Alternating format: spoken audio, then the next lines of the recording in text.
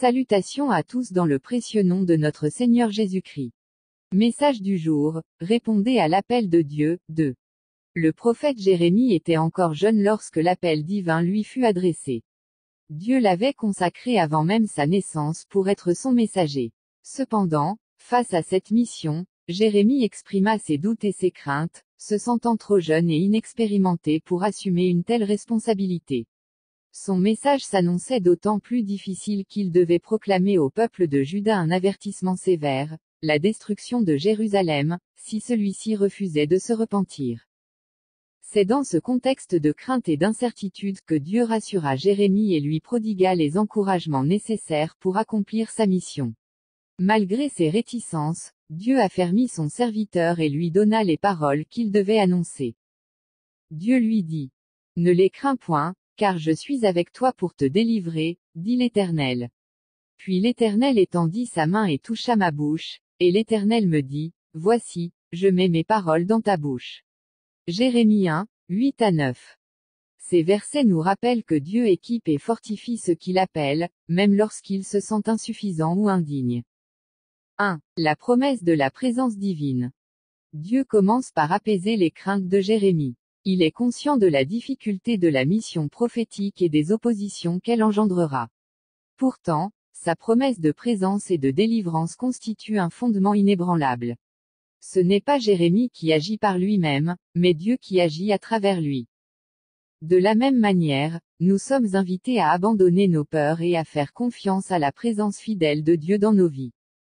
2. Une parole inspirée et puissante. Dieu ne demande pas à Jérémie de s'appuyer sur sa propre sagesse ou éloquence. Au contraire, il met directement ses paroles dans la bouche de son prophète.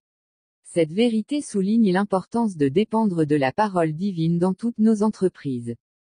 Lorsque nous sommes confrontés à des défis ou appelés à proclamer la vérité, nous ne devons pas compter sur nos propres capacités, mais sur la force et la véracité des Écritures. 3. Un appel à détruire et à bâtir. Le mandat confié à Jérémie comporte une double dimension, il doit déraciner et détruire avant de bâtir et de planter. Dieu lui déclare: « Regarde, je t'établis aujourd'hui sur les nations et sur les royaumes, pour arracher et renverser, pour détruire et démolir, pour bâtir et planter. » Jérémie 1, 10.